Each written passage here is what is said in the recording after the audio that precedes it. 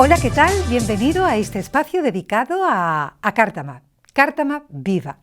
Hoy vamos a hacer un especial y vamos a ver esa mesa redonda que se realizó en el Teatro de Cartima, en el municipio de Cártama, una mesa redonda muy interesante con invitados muy interesantes, y no quería que se perdiera ahí esta mesa redonda porque creo que merece la pena el que no asistió el poderla ver. Así que hoy el especial de Cártama Viva va a estar dedicado al pasado día 20 de septiembre en esta mesa redonda en el Teatro de Cártama. Espero que lo disfrutéis.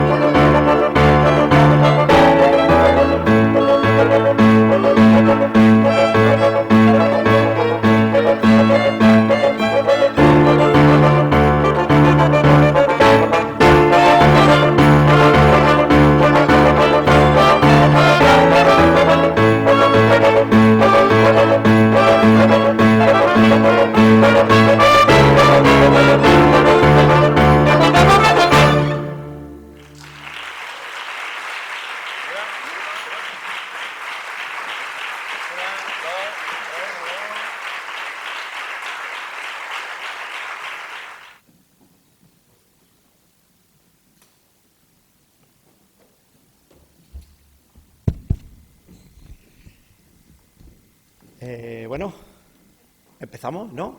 ¿Sí? Venga. Pues buenas tardes a todos y a todas, ¿no? Un magnífico comienzo por nuestra escuela de música. Pues bienvenidos una vez más, buenas tardes a todos y a todas y bienvenidos pues a nuestro teatro y a esta mesa redonda sobre la Bencerraje y la hermosa Jarifa.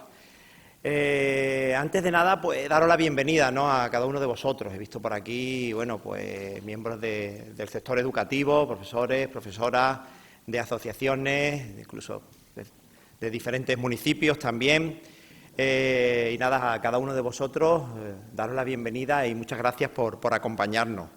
A todos los que hoy habéis hecho posible también esta mesa redonda y este acto, muchas gracias por haber colaborado y estar trabajando pues estos meses para que esto pues vaya rodado y podamos estar esta tarde aquí. Muchísimas gracias a todo el grupo que habéis intervenido, a este grupo de la Bella Jarifa y la biblioteca del IES Valle del Azahar. Gracias a todos los componentes que habéis hecho posible que esto esté aquí, junto con el área de cultura, con nuestra concejala, con Alicia.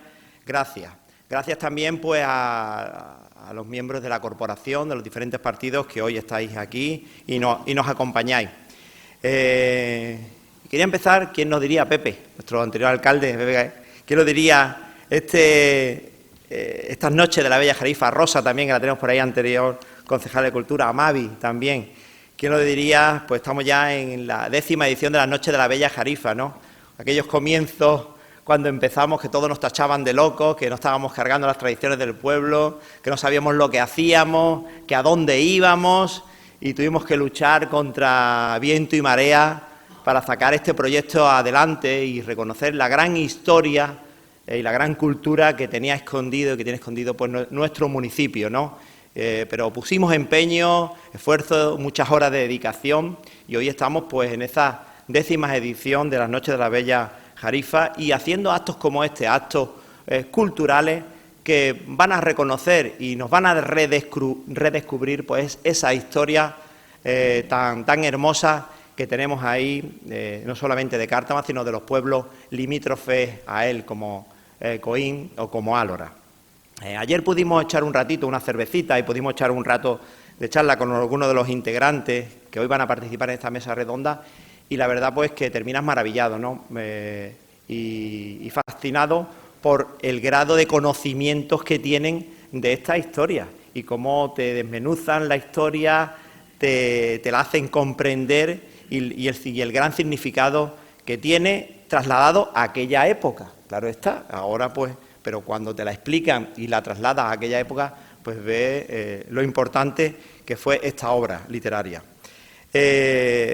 Dar las gracias pues a estos intervinientes, a Virgilio, a Adel, a Isabel y a Eduardo, pues que van a estar esta tarde aquí con nosotros y nos van a desgranar toda la historia y nos van a hacer comprenderla de una manera diferente. Yo no me quiero extender mucho más porque ahora se subirán pues el resto de integrantes, de presentadores. A continuación a continuación va a venir Juan Jiménez, pues director del IES Valle del Azahar, que estará aquí para la presentación, y ya pues la moderación también la hará Sebastián Gámez, también doctor en filosofía y profesor y escritor y también miembro de nuestro instituto IES Valle del Azahar. Tan solo quiero terminar porque para nosotros la Bella Jarifa, como he dicho antes al principio, hace un duro trabajo en todos estos años, que comenzamos ya pues hace 10 años, y decidimos y entendíamos que había que recordar todas esas historias que teníamos en nuestro municipio, todas esas excavaciones que también estamos haciendo en la plaza de nuestro municipio, donde somos un nido de culturas, ¿no?, donde han ido asentados de diferentes culturas, y desde ahí verás fenicia, romana, y ahí están todas, cada una de ellas, y estamos haciendo grandes descubrimientos gracias al ímpetu y al trabajo que nuestro arqueólogo Francisco Melero, desde aquí quiero agradecer toda esa ilusión que ha puesto por descubrir nuestra historia y hacernos a nosotros partícipes también de todo eso y seguir trabajando en esa dirección, aunque por mucho que nos pese y por mucho que nos digan que seguimos teniendo escombros en la plaza. No tenemos escombros en la plaza, tenemos una gran historia que redescubrir de nuestro municipio y ponerla en valor, y ese es el camino que tomamos hace unos años de la mano de nuestro anterior alcalde Pepe Garrido y seguimos en ello y esperemos que en esta legislatura podamos terminar y exponer todos esos restos arqueológicos con el museo, que estamos ya prácticamente terminando y esperemos verlo haber abierto sus puertas pues, en unos meses. Esperemos que así lo consigamos. Después de los diferentes retrasos que hemos tenido por la obra, por el constructor, bueno, ya vamos terminando ese proyecto. Y para nosotros también la Bella Jarifa, como he dicho, ha sido algo que lo hemos tenido siempre presente en estos últimos años, incluso pues hasta en el texto que tenemos para la celebración de las bodas que hacemos la verdad que bastante en estos últimos años, pues incluimos un pequeño texto haciendo mención a Jarifa y a Vindarráez. Y quiero terminar con ese párrafo que incluimos en el texto de boda que llevamos a todos los actos que hacemos, que dice, a ver si lo recuerdo de memoria, no me falla la memoria: la verdad es que nuestra tierra es el marco ideal para acoger a una pareja con tanto encanto como vosotros, teniendo en cuenta la tradición, la leyenda y la literatura que sitúan en Cártama los amores de la Bencerraje de Vindarráez con la bella cartameña Jarifa. Pues bien, la historia de Vindarráez con la bella Jarifa no fue fácil. Estos personajes tuvieron que sortear numerosas dificultades, hasta que su amor logró triunfar, al tiempo que triunfaron valores de generosidad, de tolerancia, de igualdad y de respeto, que en definitiva son los valores que debéis tener siempre presentes en la nueva etapa de vuestras vidas que estáis a punto de comenzar. Ese es el texto que incluimos en nuestras bodas, y que la tolerancia y el respeto estén siempre presentes pues, en nuestro municipio y seamos capaces pues, de aunar ese esfuerzo para seguir redescubriendo la cultura y la historia de nuestro municipio. Así que muchas gracias y bienvenidos pues, a esta mesa redonda. Hola, Antonio.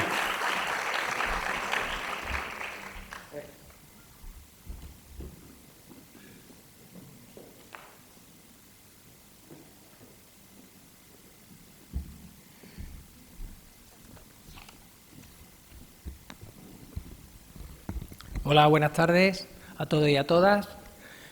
En primer lugar, quisiera agradecer en nombre del IES Valle del Azahar al Ayuntamiento de Cártama que haya contado con nuestro centro para la publicación de nuestro cuarto libro.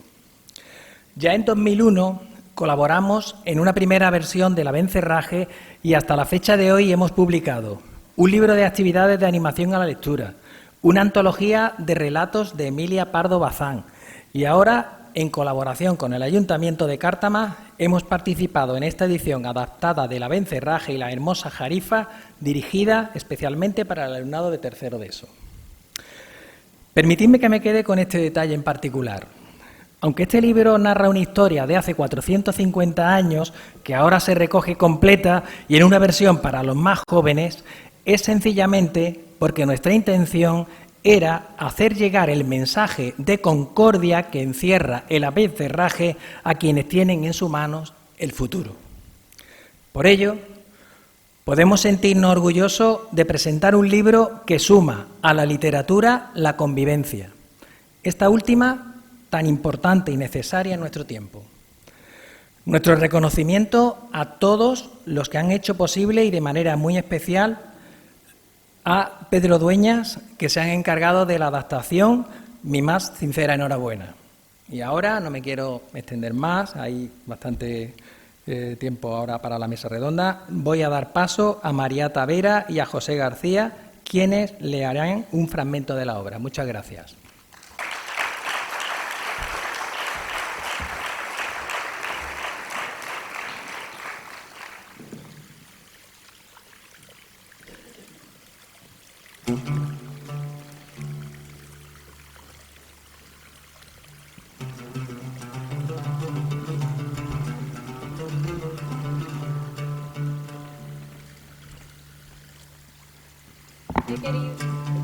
He querido a Vindarráez que veáis de qué manera cumple su palabra una cautiva de amor. Porque desde el día en que os la di, como prenda de mi corazón, nada hay más importante para mí. Yo os mandé llamar a mi castillo para ser mi prisionero, como yo lo soy vuestro, y haceros dueño de mi persona y de mi esposo. Creo que esto será en contra de los deseos deseos de mi padre, pues dada su situación de desterrado, él quizás prefiriera darme por marido a otro, más rico y mejor posicionado en la corte, mas yo tengo a vuestra persona por la mayor riqueza del mundo. Y diciendo esto bajó su cabeza, mostrando cierto sonrojo por haberse descubierto tanto. Abindarráez la tomó entre sus brazos y besándola muchas veces le dijo: Señora mía, en pago de tanto bien que me habéis ofrecido, nada tengo que daros que no sea ya vuestro, como señal de que os recibo como mi señora y esposa. Y llamando a la dueña, se desposaron.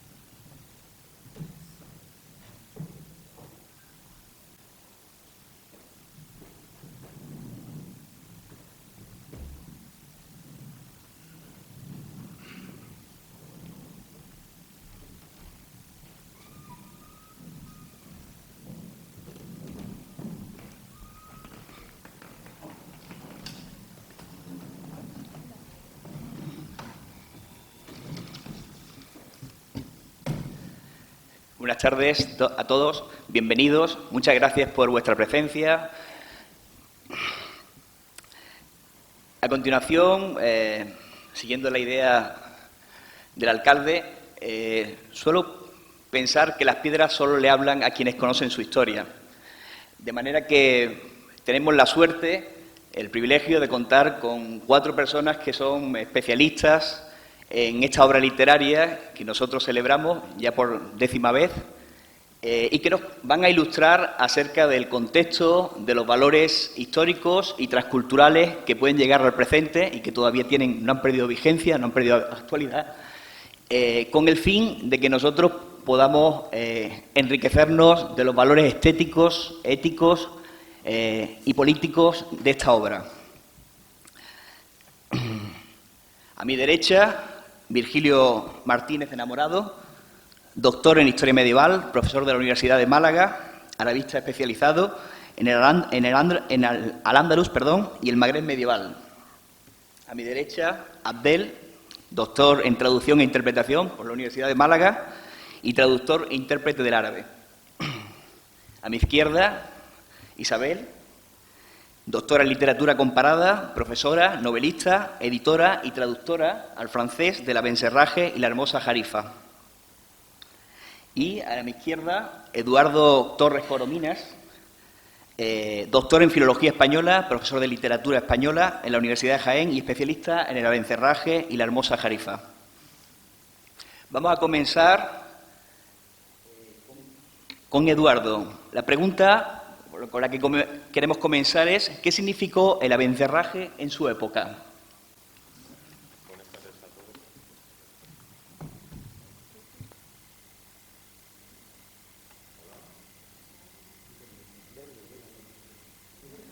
Ya está.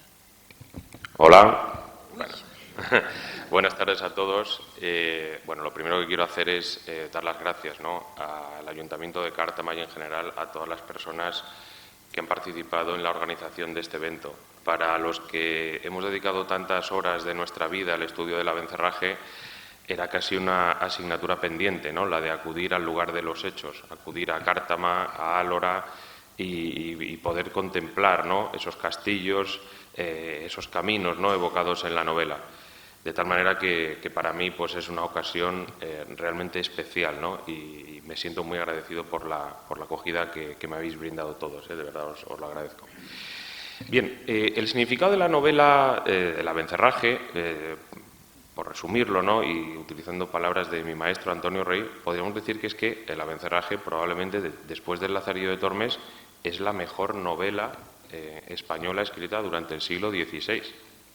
Es algo que a lo mejor suena muy fuerte dicho en estos términos, pero es así, ¿no? Es una novela que no solamente por su belleza formal, por su calidad literaria y por los valores que atesora, sino también, ¿no?, por la trascendencia que tuvo para la historia de nuestra literatura, tiene que estar en un lugar absolutamente destacado de nuestra tradición.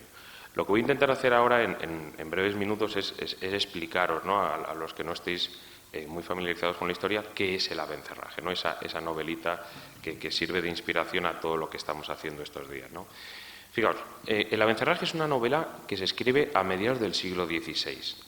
De ella conocemos tres versiones diferentes que fundamentalmente recorren la misma historia, pero que tienen matices diferentes. Una primera que se escribe en Aragón, de mano de un misterioso servidor de Jerónimo Jiménez de Embún, que era un señor feudal que tenía a su cargo moriscos, que eran agricultores de mucha categoría, y que circula por la península a través de pequeñas ediciones impresas, en formato en octavo, lo que hoy llamaríamos un libro de bolsillo, de manera anónima. Y son libros que parecen pequeños libros de caballerías. Vais a entender un poquito más adelante por qué, ¿no? Después, este libro, que probablemente tuvo mucho éxito y que se difundió a través de varias ediciones, es reelaborado para ser adaptado a un contexto editorial particular en cada caso. El primero que lo hace es Jorge de Montemayor, quien adapta el relato para interpolarlo en La Diana. La Diana es la primera novela pastoril de la literatura española, ¿eh? Y él lo que hace es coger el texto, probablemente el texto de esta primera versión, de la versión crónica, y potencia todos los pasajes relacionados con el caso de amor. Y esta va a ser la versión que se va a leer en todo el Siglo de Oro. Y, por ejemplo, Cervantes, cuando en el escrutinio del Quijote haga referencia al Abencerraje, se referirá siempre a esta versión de Jorge de Montemayor. Finalmente, un poquito más tarde, en 1565, es decir, 3-4 años después de las anteriores, Antonio de Villegas realiza una tercera versión de la obra donde potencia el sentido moral del relato. Él lo dice, ¿no?, en un pequeño prefacio, dice: este es un vivo retrato de virtud, liberalidad, tolerancia, etcétera, ¿no? Él tiene muy claro que lo fundamental del relato es el sentido moral. Y esta versión de Antonio de Villegas se difunde prácticamente a modo de apéndice al final de su inventario. El inventario es un cancionero personal impreso, es decir, como una antología de versos. Él es un poeta, fundamentalmente, que vive en Medina del Campo y que en un momento dado, después de una trayectoria larga, reúne sus poemas en este volumen. Y al final del volumen se incorpora, a modo de apéndice, esta pieza maravillosa que es El Abencerraje conforme a su versión, ¿eh? Y este es el Abencerraje que, por ejemplo, edita López Estrada en cátedra y que prácticamente toda la crítica ha considerado como el mejor. Bien, dicho esto, fijémonos, ¿no?, estamos en esas fechas de en torno a 1560, 1565, es decir, los primeros años del reinado de Felipe II. ¿Y El Abencerraje, entonces, qué es? Pues es un libro, hoy lo llamaríamos algo así como novela histórica, que está ambientado en una serie de acontecimientos históricos o pseudohistóricos que sucedieron aproximadamente un siglo antes, en la época final de la Reconquista, a lo largo del siglo XV. Pero estos materiales históricos que le sirven de materia prima no son recogidos de un modo, digamos, riguroso, ¿no? Es decir, simplemente los utiliza como telón de fondo para la construcción de un relato de ficción, que es El Abencerraje. Con todos esos materiales él va a elaborar un relato que conocéis más o menos el argumento, ¿verdad? Un relato puramente de ficción, y es un relato fundamentalmente moral, y esto es algo que Isabel y yo queremos destacar, porque muchas veces en la recepción de la obra se pondera mucho el caso de amor, ¿no?, estas escenas maravillosas, ¿no?, por ejemplo la que sucede aquí en Cártama, ¿no?, supuestamente en un jardín que había en el castillo, donde ellos descubren que no son hermanos y de algún modo pues inician pues ese maravilloso cortejo de amor, ¿no?, que tantas veces ha sido recreado. Bueno, pues El Abencerraje, insisto, fundamentalmente es un relato moral en el que lo que se hace es cantar a la virtud, a la tolerancia, al respeto, a la libertad. ¿Por qué? Porque es un relato que desde los principios del mejor humanismo manifiesta una creencia en el hombre. Fijaos, si recordáis el relato, ese gesto, ¿no?, cuando Narváez lleva a Abindarráez prisionero, ¿no?, a la prisión de Álora, y Abindarráez, movido por la buena fama que tiene Rodrigo de Narváez, le abre su corazón y le cuenta su historia. El otro, en un gesto, lo hablábamos ayer también, ¿no?, absolutamente de misericordia, ¿no?, de empatía, de hermandad con el otro, le da la libertad bajo promesa de caballero de volver a la prisión en 3 días. Fijaos lo que supone esto de confianza en el otro, de creer en el hombre. Y Abindarráez, una vez que la semilla de la virtud ha sido sembrada en él sabe que su única salida, su único compromiso como un hombre noble, de buen corazón, aunque sea moro, es volver a la prisión de Álora voluntariamente. Y cuando él lo hace, evidentemente Narváez ya no lo recibe como un enemigo, lo recibe como un amigo. ¿Por qué? Pues porque ha habido algo, unos principios universales, unos valores universales, la virtud, que ha roto definitivamente esa zanja que separaba a ambos lados de la frontera. Ya no hay diferencia, ya el otro ya no es un enemigo. El otro es alguien que, a pesar de tener una religión diferente, una cultura diferente, una lengua diferente, puede ser ya un amigo. Y como tal, Narváez lo recibe y contribuye a la reintegración de Jarifa y de Abindarráez en el Reino de Granada. Ese es el sentido profundo del abencerraje y creo que es importante que lo tengamos todos en consideración. A partir de ahí, el abencerraje, una vez que ha cuajado en esta forma novelística, insisto, de los años 60 del siglo XVI, va a tener un éxito extraordinario y una repercusión muy grande en la literatura. No solo en la literatura española, a través, por ejemplo, de los romances nuevos o de algunas obras de teatro del teatro lopesco del siglo XVII, sino también en el extranjero, en Francia, ¿no? Hablábamos, por ejemplo, de la recreación de Chateaubriand, ¿no?, como los románticos vuelven de nuevo la mirada hacia ese mundo exótico, sugerente, que la leyenda del abencerraje les inspiraba. Es decir, va a ser un relato que va a triunfar y que va a generar pues todo un caudal de literatura detrás de ella, ¿no?, utilizándola como fuente de inspiración. La más importante, evidentemente, el género que se llama la novela morisca. Y con esto termino y os invito a la reflexión, ¿no? ¿Y por qué, no? ¿Por qué el abencerraje fue una obra tan fecunda? Bueno, pues lo hablábamos antes con Sebastián, ¿no? Pues probablemente por de un clásico que al final nos remite a la realidad y nos habla de nosotros, es decir, atesora una significación que no caduca, que tiene vigencia en el tiempo. Por eso, a día de hoy, creo que resulta todavía interesantísima su lectura y realmente la profundización en esta obra. Muchas gracias, Eduardo.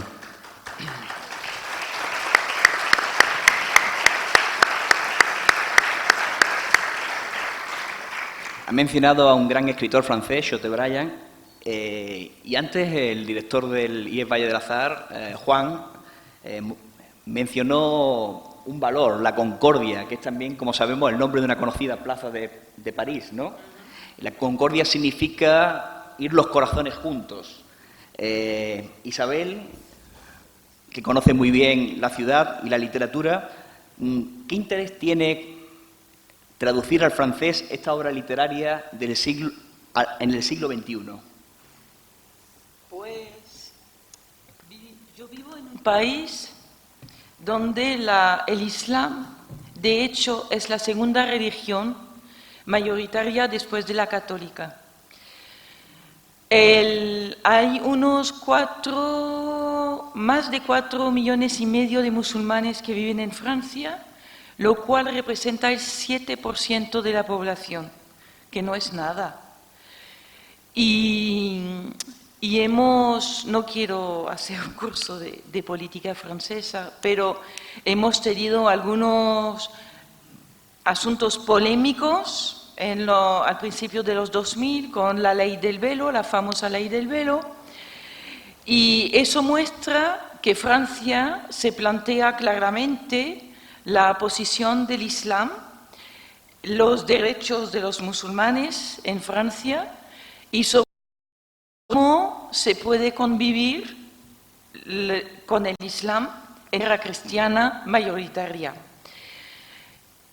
Yo pienso Yo soy un Villegas del siglo XXI porque yo pienso que hay que convivir, que es muy importante, y por eso creo que el texto de Villegas era urgente traducirlo al francés, porque es un texto clásico.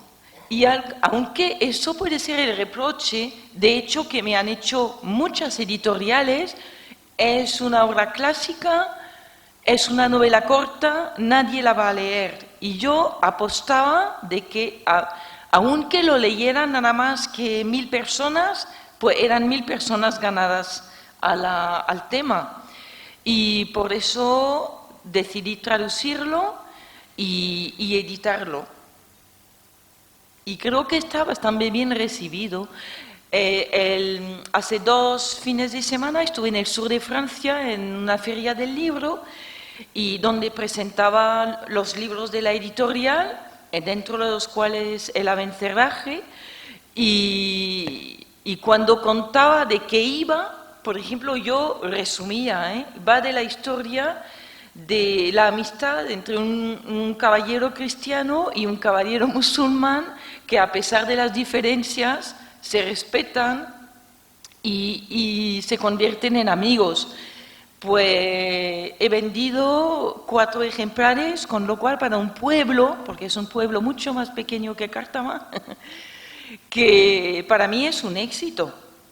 Y ya está, y yo estoy contenta. Yo creo que mi trabajo como traductora, pues ya está cumplido con esto.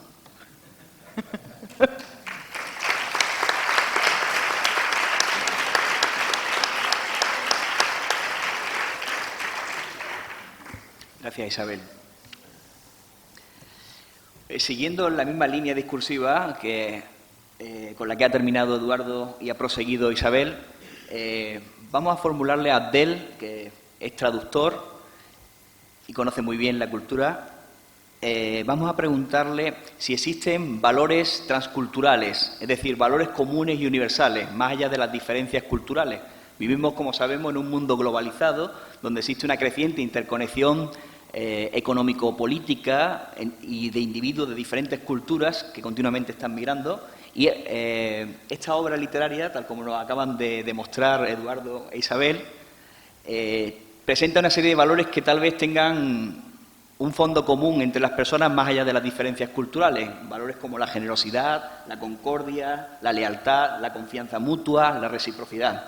A ver si Abdel nos puede seguir ilustrando en esta línea. Buenas tardes a todos. En primer lugar, muchas gracias a la organización por haberme brindado la oportunidad de compartir esta mesa con especialistas y con el doctor Virgilio Moya, un gran especialista en el Andaluz. Pues yo creo que sí que has respondido ya a la pregunta. Todos los valores que acabas de mencionar, la lealtad, la concordia, el respeto, yo creo que todos son valores humanos. Creo que si nosotros los seres humanos nos deshacemos de las etiquetas superfluas, extranjero, nacional, cristiano, musulmán, y hacemos judío, etcétera, etcétera, son realmente etiquetas estúpidas. Lo que hacen es intoxicar la esencia de nuestra esencia humana y nuestra existencia.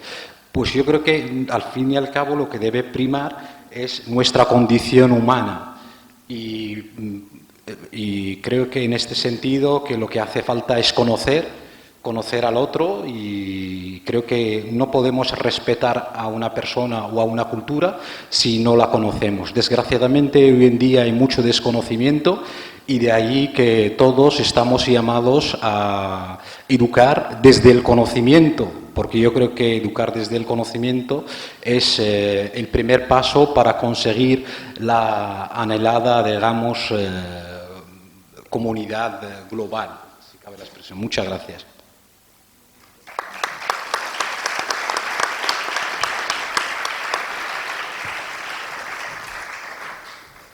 Gracias, Abdel.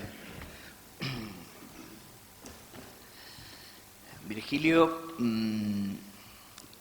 que es un especialista en el Al-Ándalus, ¿qué significó esta corriente.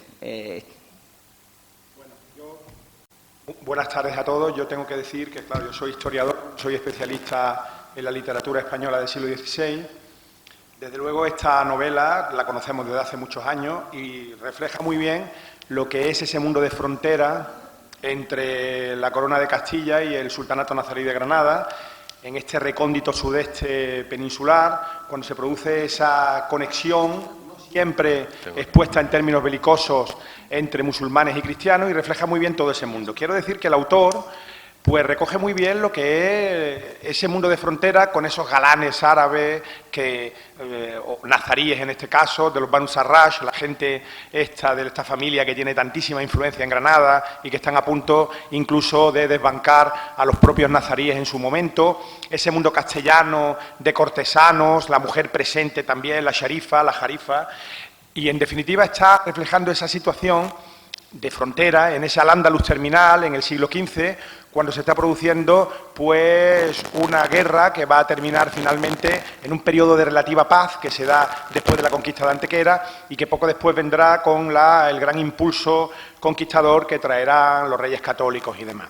En todo caso, lo que refleja esta novela, que, como les digo, se acerca muy bien a la problemática, recoge muy bien los nombres de los lugares, recoge muy bien toda esta toponimia y todas estas plazas fronterizas que han aparecido reflejadas en estas fotografías que hemos visto con anterioridad: Al-Lura, Álora, Cártama, Zacuán, Coín, etcétera. Todo ese mundo en el cual ya los cristianos están entrando por el Valle de Guadalhorce, camino hacia una de las joyas del Sultanato Nazarí, que es el gran puerto marítimo del Sultanato Nazarí, la salida hacia el mar, que era la ciudad de Málaga.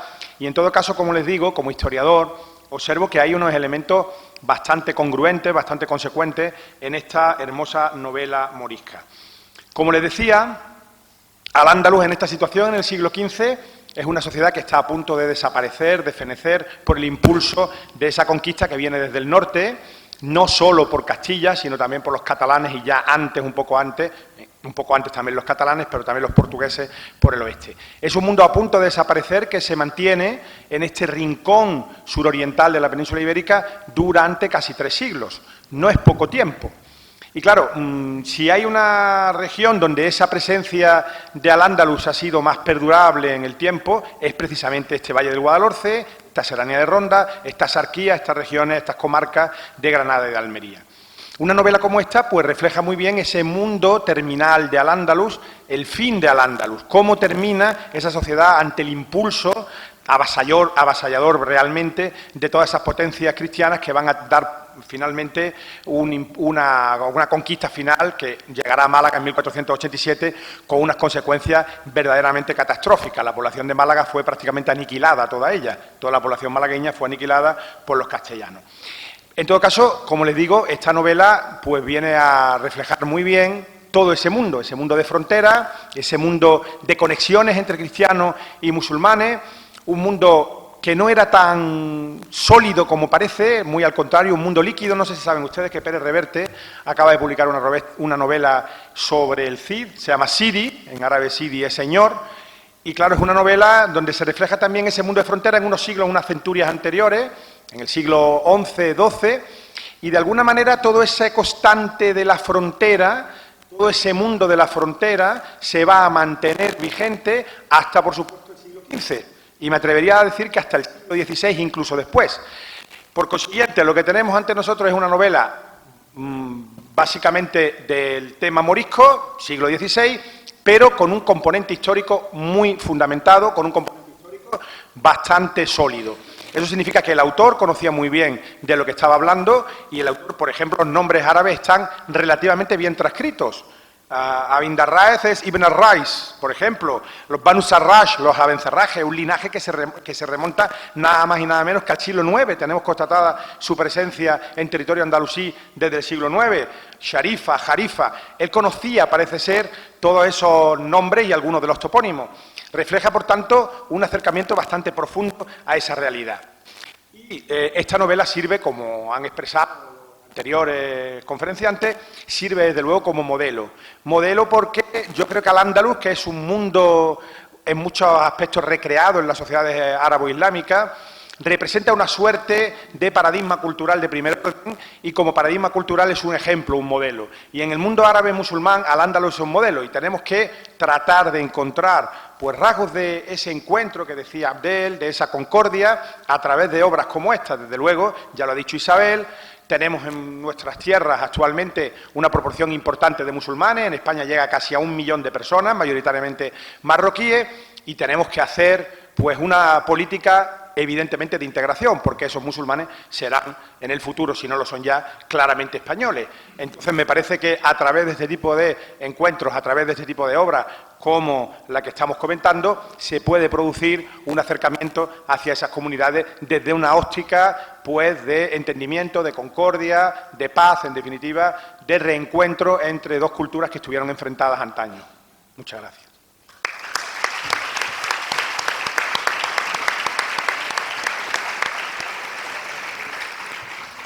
Muchas gracias, Virgilio.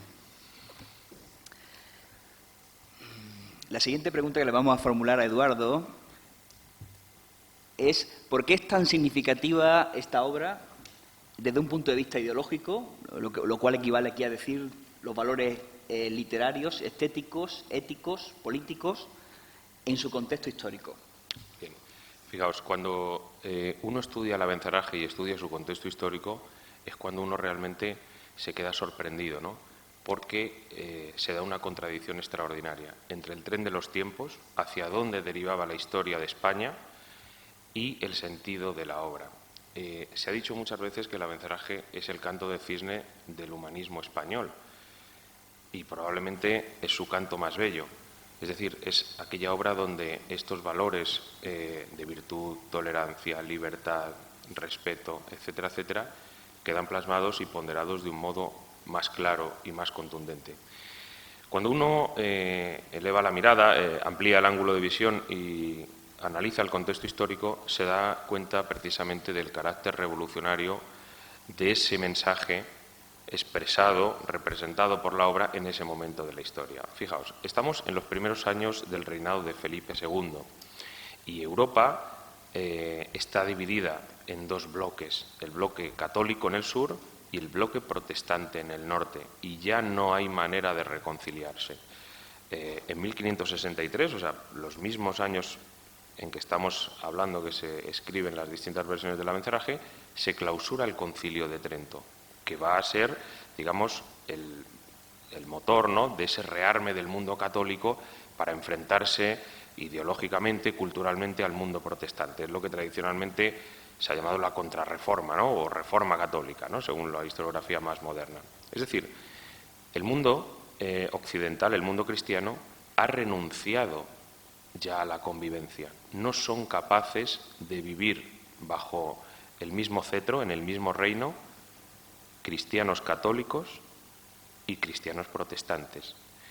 ¿Y qué es lo que hacen los distintos reinos, las distintas monarquías de Europa, no solo la española, todas? Es tender a la homogeneización.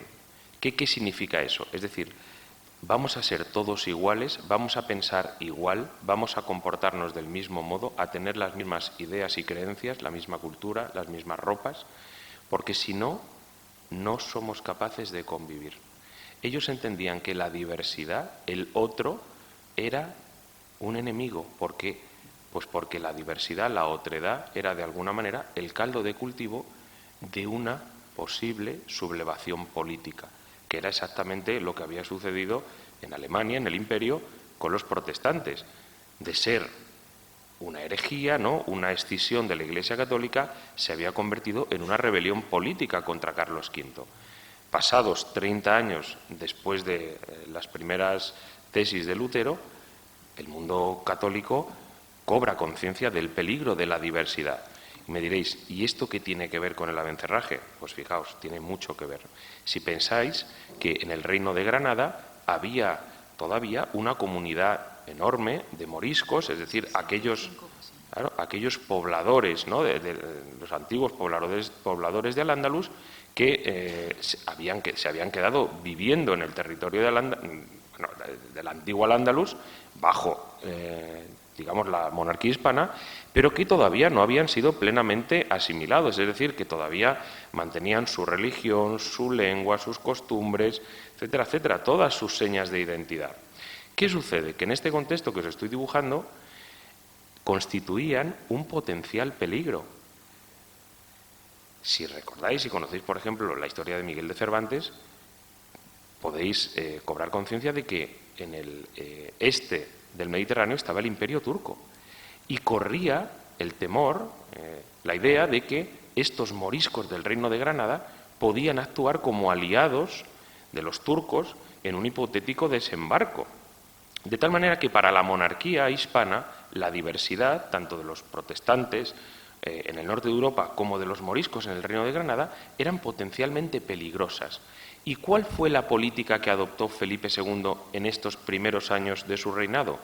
Pues una política de repliegue ideológico, de repliegue cultural, de apretar a través de instituciones tan temibles como la Inquisición para intentar que todos sus súbditos, incluidos los moriscos, pensasen igual, creyesen en lo mismo, tuviesen una misma cultura, etcétera, etcétera. En ese contexto, donde la diversidad era un riesgo para la monarquía, fijaos qué extraordinario mensaje encarna el Abencerraje, cuando lo que está plasmando a través de un relato de ficción es exactamente lo contrario. Podemos convivir, podemos ser amigos, sin necesidad de ser iguales. Yo no te voy a pedir, como Rodrigo de Narváez, que tú te hagas cristiano, que dejes tus costumbres, tus leyes, tu identidad. No. Yo creo en ti y creo que somos capaces de convivir siempre y cuando asumamos unos mismos valores universales. Esos valores son, como decía antes, los valores que encarnaba el humanismo. Valores de virtud, de tolerancia, de respeto a la libertad individual, de tal manera que cuando uno pone en contraste este sentido profundo, este sentido moral de la novela con el contexto histórico, uno se da cuenta del calado, de la trascendencia del Abencerraje. Y en ese sentido, por eso hablábamos antes de ese sentido revolucionario de la obra, porque era una obra que evidentemente se posicionaba desde la ficción contra el tren de los tiempos, ¿no? Desde estas posturas que os digo, que cantaban a un hombre basado en la libertad, en la tolerancia, en la virtud, en el respeto mutuo, que cada vez tenía menos cabida en la realidad histórica de su tiempo.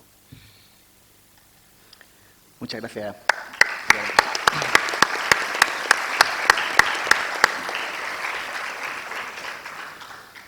Ha hablado de la diversidad, ¿no? De cómo tratar de homogeneizar lo que es diverso. He recordado un fragmento de Montaigne en los ensayos que dice que la diversidad es la cualidad más universal de todas. No existe, es la cualidad más universal de la naturaleza. No existe nada igual, ni dos granos de cualquier cosa, ni dos pelos, todo es diferente en realidad. Para conciliar esas diferencias, para respetarlas, empezaron a surgir en esta época conceptos como la tolerancia, que está tratado en esta obra literaria, que también es tratada en el Quijote, y que luego se escribirán algunas cartas como la de John Locke, el fundador del liberalismo, o posteriormente, durante la Ilustración, de la que nos va a hablar a continuación Isabel, nos habló Voltaire, ¿no? Yo siempre he entendido, y creo que estaríamos de acuerdo, de que las diferencias bien entendidas y aplicadas, en lugar de producir desencuentro, lo que hacen es enriquecernos. Solo que aplicamos etiquetas inadecuadas, conceptos rígidos que impiden la multiplicidad y que producen o generan violencia. Isabel, ¿qué continuidad tuvo en la historia estos ideales de los que ha hablado Eduardo, como la virtud, el respeto, la tolerancia? Pues yo creo, sinceramente, creo que Villegas no inventó esos valores que siempre han existido. Yo creo que nadie me va a negar esto. Ay, esto, ahora. Y entonces es nada más que una cadena que sigue de gente que piensan, que creen en esos valores, que escriben, que cantan, que defienden esos valores de la manera que ellos quieren o que ellos pueden. Por ejemplo, los la idea de Villegas, bueno, que Villegas expresa, ¿no?, en la obra, Cervantes la plantea 50 años después, en la segunda parte del Quijote, cuando hay esa conversación muy importante entre el morisco Ricote y Sancho, donde el morisco Ricote le cuenta sus viajes por Europa porque había tenido que huir, porque había sido expulsado, porque ya la segunda parte se publica en el 15 y ya han sido expulsados los moriscos de España. Y Ricote le cuenta que ha atravesado Francia, que está bien, que ha llegado a Alemania, que está bien, y que finalmente él decide establecerse en Alemania, concretamente en la ciudad de Augsburgo, porque dice, allí la gente tiene libertad de conciencia. Y ese concepto de libertad de conciencia lo escribe Cervantes. Lo que no sabemos es que si Cervantes estaba de acuerdo o no con ese concepto, pero al final da igual. Lo importante es que él lo haya puesto en negro sobre blanco. Es un concepto que es muy importante porque es lo que reclamaban los protestantes, lo que reclamaban los moriscos, que les dejen la libertad de creer lo que querían. Y después pasa el tiempo y 150 años después viene la Revolución Francesa y en 1789 se publica la Declaración de los Derechos Humanos y el artículo 10 dice: ningún hombre debe ser molestado por razón de sus opiniones, ni aún por sus ideas religiosas. Y ojo, porque los revolucionarios muy cuidadosos, siempre que al manifestarlas no se causen trastornos del orden público establecido por la ley. Pero aquí está lo principal: ningún hombre debe ser molestado por razón de sus opiniones, ni aún por sus ideas religiosas. Y yo creo que Villegas, sus ideales han ganado, porque al final está escrito este verso, este texto, yo creo que está escrito en todas las constituciones de los países civilizados. Muchas gracias. Muchas gracias, Isabel. Dice Isabel que ciertamente Villegas no inventa estos valores, pero es interesante porque uno de los valores de la literatura, de la cual hemos estado hablando y estamos hablando, es precisamente que los autores, en este caso Villegas, formula o reformula literariamente una serie de valores en las que los lectores, a lo largo de las generaciones, nos vamos reconociendo. Antes habló Eduardo de un clásico. Un clásico es una obra que no deja de interpelar a los lectores a lo largo de las diferentes generaciones. ¿Y qué es lo que descubrimos con ello? Pues descubrimos, en el fondo, aquello que decía Trencio, ¿no? Que nada humano me es ajeno, que todos tenemos en común muchísimas cosas, a pesar de nuestras diferencias irreductibles, ¿no? Vamos a seguir con una pregunta de él en esta línea. ¿Qué papel desempeña la traducción en la literatura para conocer a los otros y a nosotros mismos?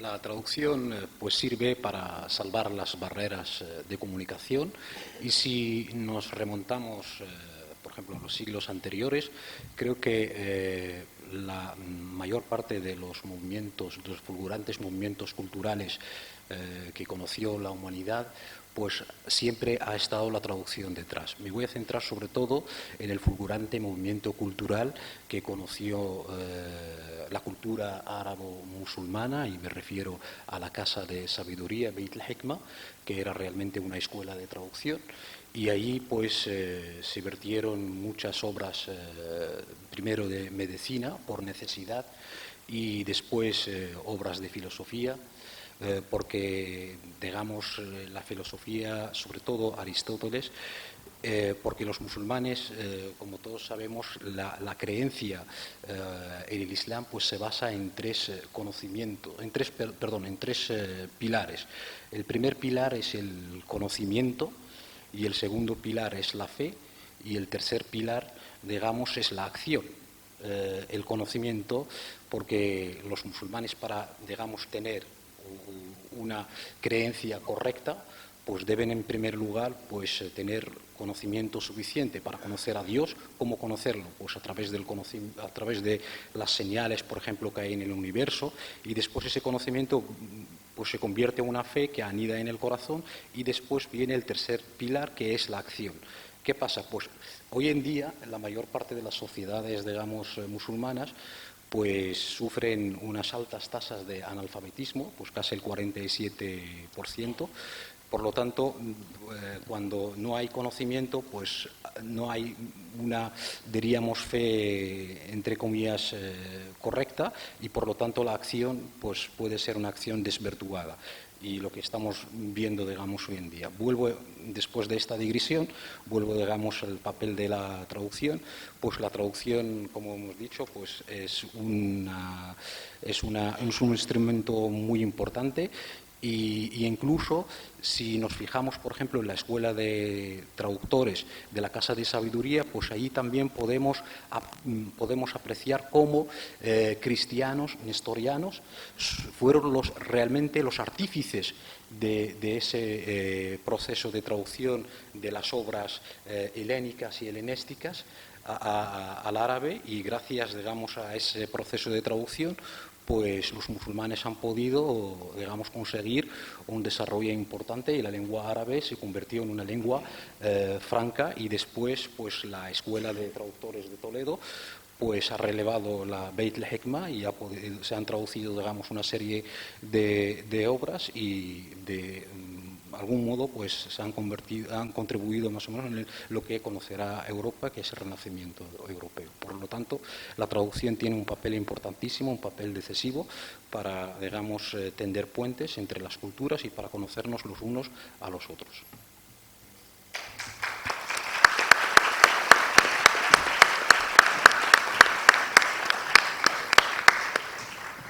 Muchas gracias, Abdel.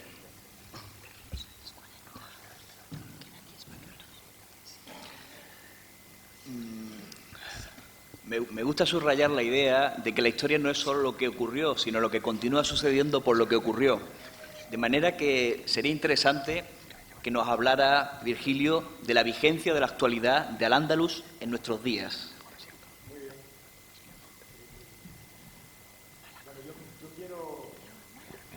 Yo quiero insistir un poco en el discurso que ha hecho Eduardo, que ha estado muy bien planteado, sobre la otredad y demás, pero en una clave local también, antes de contestar a la pregunta que me formula, también en una clave local, porque estamos en una zona como esta, que es la Algarvía de Málaga, el occidente de Málaga, estamos en Cártama, que era una de las entidades de población más significativas de ese occidente malagueño. Por cierto, el nombre Algarvía, y aprovecho que estoy en Cártama para volver a reivindicarlo, es un nombre que yo vengo defendiendo desde hace mucho tiempo para denominar toda esta comarca occidental de Málaga.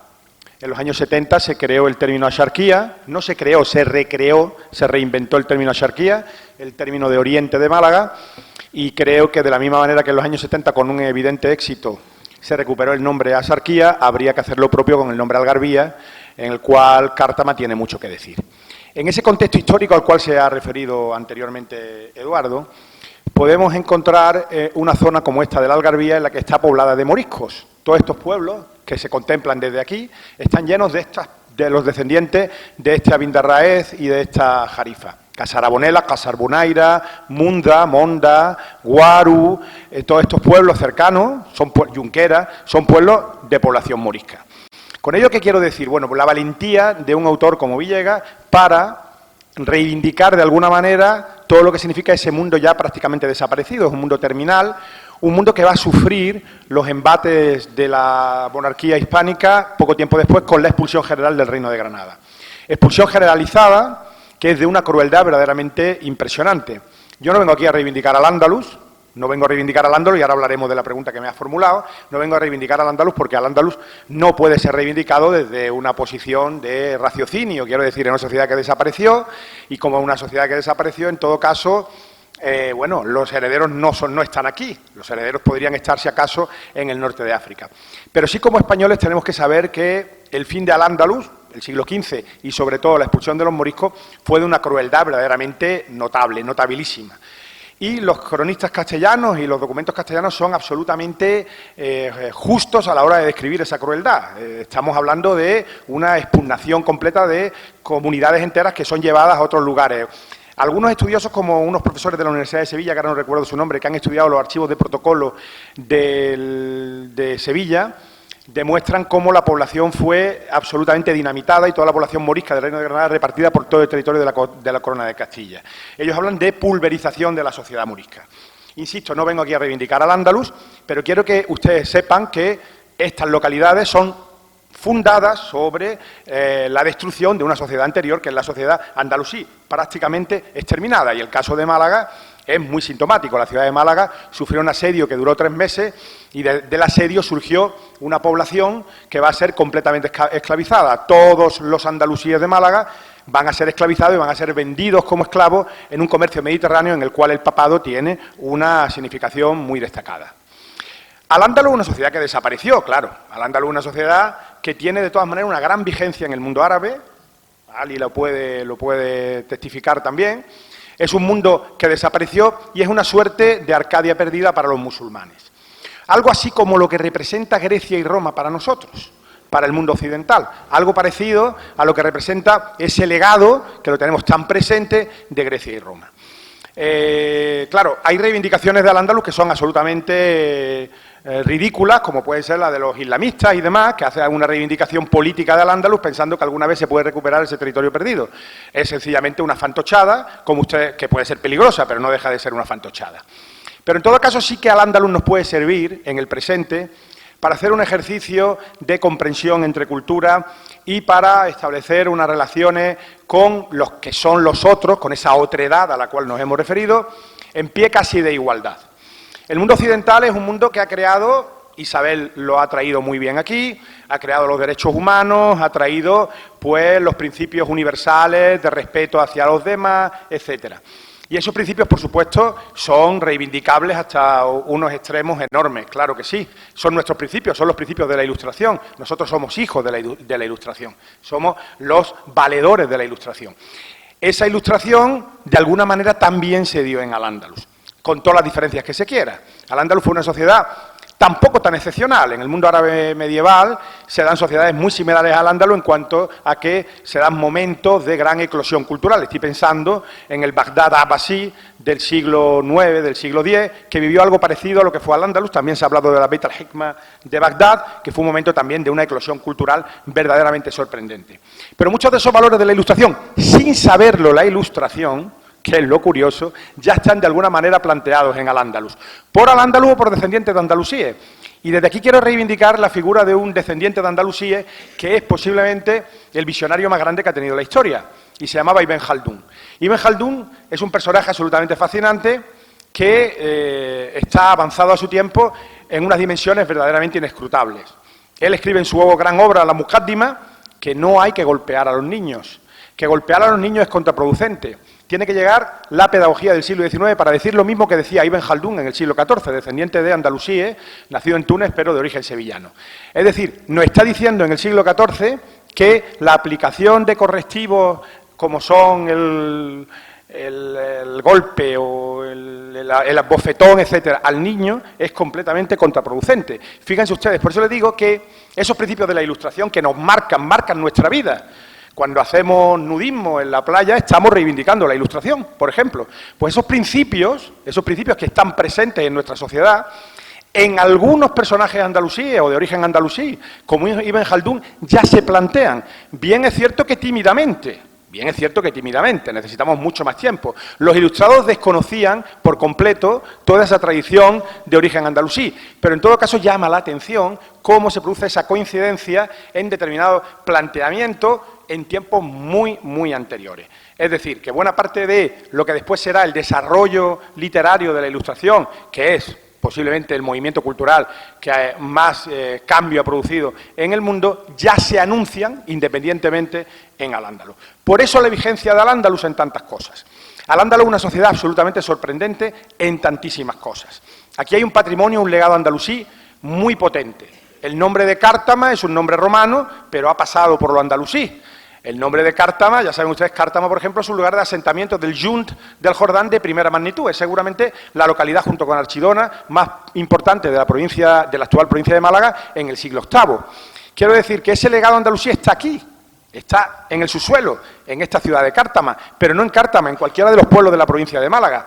Y es un legado que a nosotros, como generación del siglo XXI, del siglo XX, del siglo XXI, nos toca gestionar. Es un legado que no nos pertenece culturalmente, porque pertenece a otra civilización que fue extinguida en estas tierras, pero que desde luego nos toca gestionar.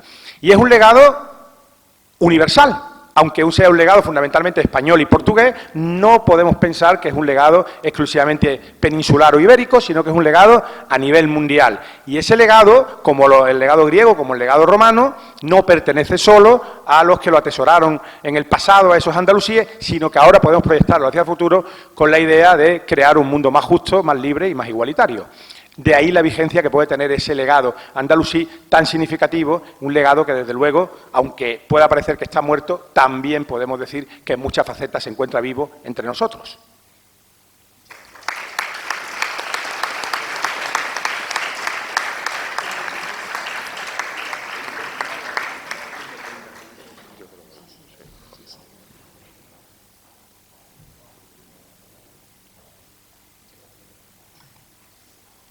Bueno, estamos viendo, para conectarlo un poco con casi todas las intervenciones, en el siglo XX se produce un acontecimiento que llaman el giro lingüístico, que en resumidas cuentas nuestra relación cognitiva con la realidad se produce a través del lenguaje. Entonces, el lenguaje es algo, bueno, según Aristóteles, lo que nos distinguía de los animales no humanos, animal racional es la definición antropológica más extendida. Pero el lenguaje es algo que, si por un lado puede producir un buen encuentro, un encuentro enriquecedor con los otros, también, si se usa de manera inadecuada, lo que puede hacer, como sugería antes Abdel, y se ha sugerido a lo largo, es producir un rechazo al otro. Estoy pensando que muchas veces el lenguaje crea las fronteras que nos dividen. Estoy pensando que las fronteras no las crean los animales no humanos, las creamos nosotros. Fronteras físicas, simbólicas y de cualquier otro tipo. Me gustaría, para ir concluyendo, ceder la palabra a ustedes, al público, y que formulen la pregunta que estimen conveniente. José Luis.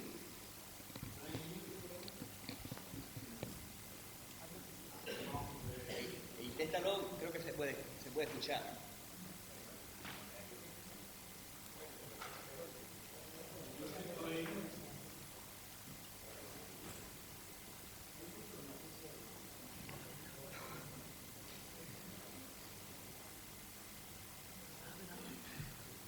José Luis, ¿lo intenta? Yo soy uno de los que estaba metido para que esta mesa redonda se hiciera y estamos disfrutando de lo mismo. Quizá no voy a hacer ninguna pregunta por no alargar mucho el acto. Ahora si queréis después podemos hablar. Esperamos que no termine esto con este acto, sobre todo el movimiento de Amendarrae, que desde hace años estaba funcionando aquí en Cártama y ahora lo hemos revivido. Paco Palomo podía hablar también ahora después. Quería decir, en el libro que os van a regalar ahora... Adiós. No, pues está. En el libro que van a regalar, el dinero del pueblo, que vuelve al pueblo, al final están los miembros que hemos conseguido esta mesa redonda. Con esta mesa redonda no termina todo. Tenemos que continuar luchando, trabajando Y lo primero de todo es felicitaros porque para mí ha sido maravillosa la disertación que habéis dado los cuatro y el magnífico papel que ha hecho el moderador. Quizás estoy terminando el acto, pero es que tenía que decirlo, digo antes que se vaya a empezar a ir la gente. Estamos intentando ya pensando en el año que viene. Por ahí está Paqui Herrera, que está preparando ya un teatro que vamos a intentar que el año que viene esté por ahí. Segundo, que también vamos a ver si somos capaces también de sacar el año que viene ese libro tan magnífico que hay en Cártama, que está agotado, La Villa de Cártama, de Paco Pino, que todo lo que habéis hablado, en parte, está en ese libro. Y tercero, quería deciros que ahora le cederé la palabra a Paco Palomo, que es el que nos está llevando para adelante, que aparte del grupo ese que aparece en la última hoja del libro, todos los que quieran colaborar con nosotros o pertenecer, esto es un grupo abierto, esto no hay ideología política ni hay simpatizantes de una clase o de otra, que el que quiera apuntarse, nos estamos reuniendo en el instituto gracias a Juanjo, que nos tiene las puertas abiertas, a su director, y yo le voy a ceder la palabra a Paco Palomo, que nos diga algo también. Pillado a traición, ¿eh? Yo no contaba con esto, Pepe, esto no se hace. Bueno, yo lo que quiero es que ellos expresen su idea sobre el abencerraje y yo daros las gracias a todos los que habéis participado en esto, que para mí ha sido un verdadero placer trabajar con vosotros. La verdad es que he disfrutado un montón y voy a intentar seguir disfrutando el año que viene, con los que hemos estado y con alguna gente más que se van a añadir, ¿vale?, al grupo. Pero yo no quiero perder a lo que tenemos aquí en la mesa, que nos tiene asombrados todos, y quiero seguir con otra pregunta. El significado de la novela, Eduardo, para los jóvenes, sabes que soy profesor de lengua y literatura igual que tú, y yo le he dado muchas veces en el instituto también. ¿Y qué le diría a los jóvenes? ¿Por qué tendrían los jóvenes que leer esta novela? Lo habéis dicho ya, pero insisto un poco en ello. Gracias.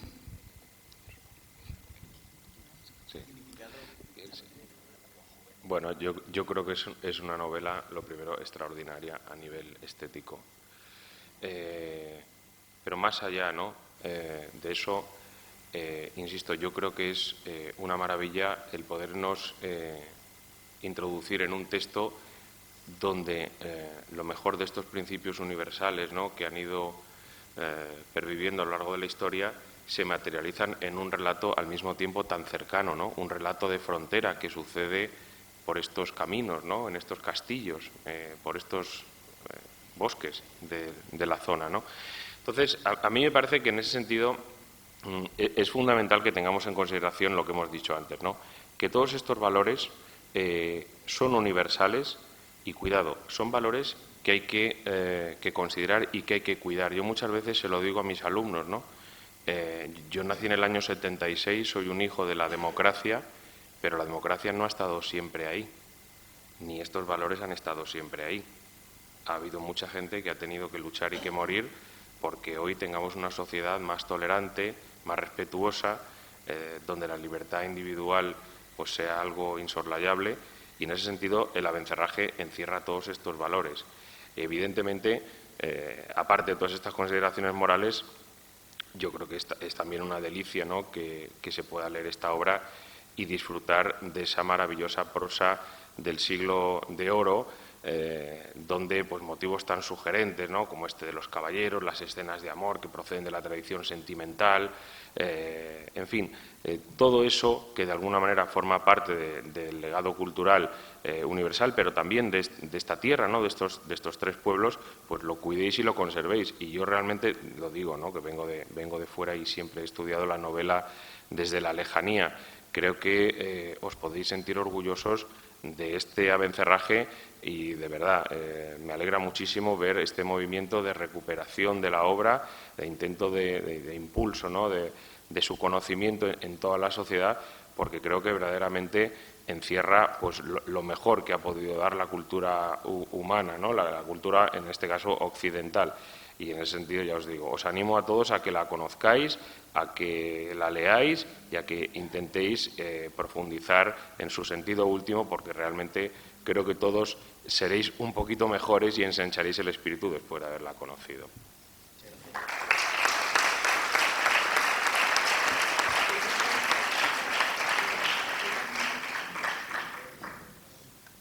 Quisiera añadir una poquita cosa. Antes de enseñar en la facultad, yo fui profesora de instituto también.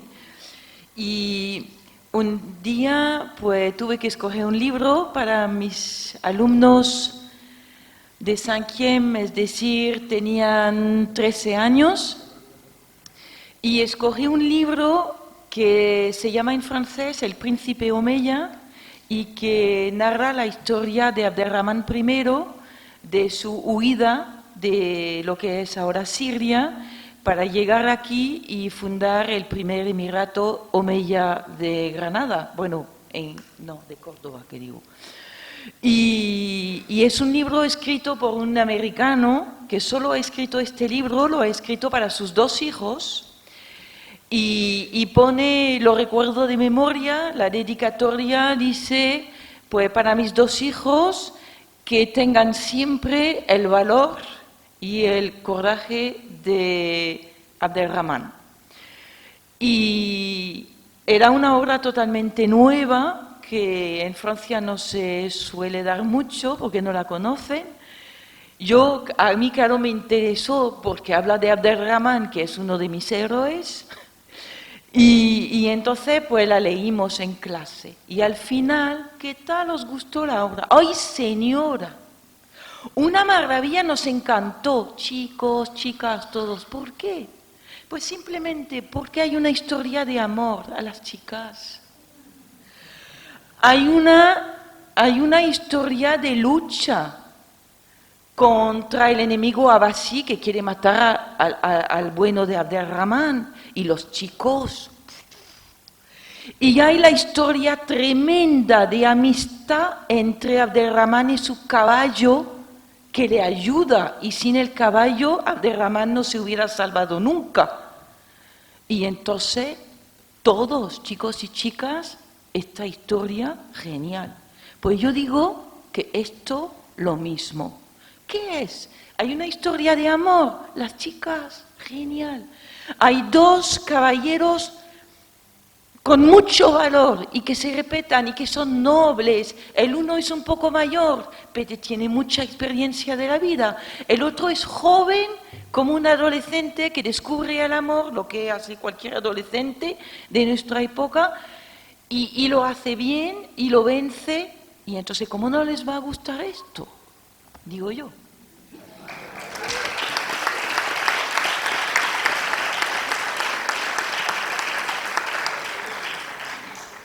Muchas gracias, Isabel.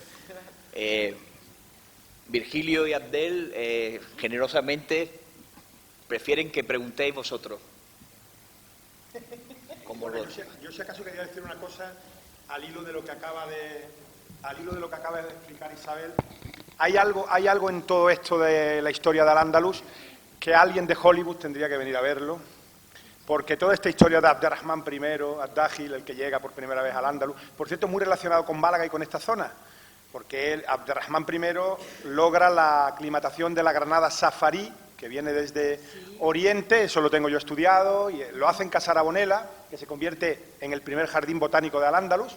Esa granada safarí se va a extender por todo el occidente musulmán, y es una granada que es muy conocida en todos los países árabes.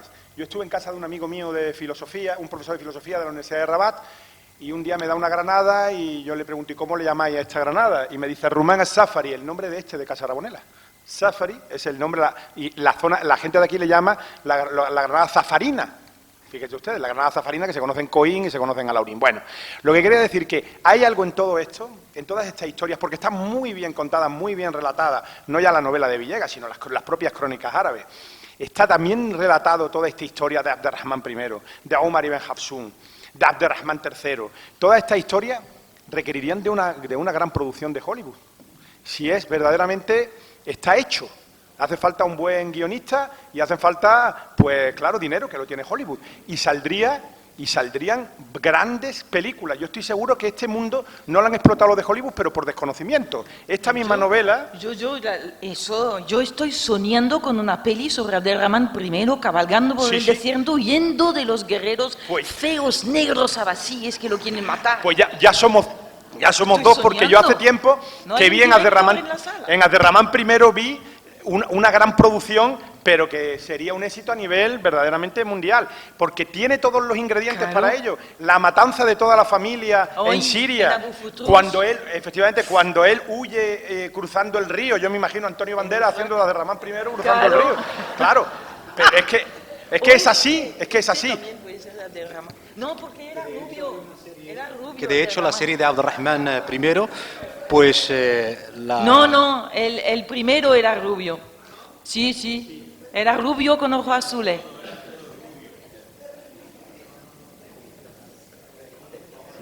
Que de hecho los árabes ya tienen, digamos, una producción de una serie de Abderramán I y la verdad fue un éxito. Creo que la proyectaron en una televisión... No, en Canal Sur no, en una cadena árabe. Es una serie, y la verdad que habla muy bien de la huida de Abderramán Dagel, y además es que normalmente la figura de Abderramán es una figura que, digamos, suscita mucho interés, pero no desde el punto de vista, digamos, de que fue el fundador del Andalus, como la recuperación o algo por el estilo, sino esos valores de la que ha hablado, digamos, la profesora Isabel, ¿no? Esos valores, digamos, humanos, esa perseverancia que ha tenido, digamos, la huida de los abbasíes que querían, digamos, matarle, y pudo recuperar, digamos, más o menos el reino y desligarse de los abbasíes, y llegó incluso a fundar ese Andalus, que es un Andalus, digamos, omeya, cultural, donde cristianos, judíos y musulmanes vivían sin esas etiquetas y pudieron colaborar juntos para darnos una referencia que la tenemos aquí cerca y de verdad que podemos explorar, y podemos en este sentido, por ejemplo, hacer una colección de obras muy importantes, como por ejemplo la obra que han hecho, y traducirlas también a otros idiomas para que los demás conozcan esta historia magnífica que es la historia, digamos, del Andalus. Yo quiero decir una cosa, porque es que me lo han puesto ustedes, como era aquello de Felipe, como era de lo del rey, que me lo han puesto ustedes, que se decía que cuando una cosa se lo ponen muy fácilmente. Bueno, yo les tengo que decir que yo he descubierto que Abderramán I no desembarca en Al-Munekkeb, sino que lo hace en la playa de Burriana, en Nerja. Lo pueden ustedes buscar en digital CSIC, pero evidentemente esto trae sus consecuencias. Me van a declarar persona non grata en Al-Munekkeb, pero me van a hacer un homenaje en Nerja. Eso espero, al menos.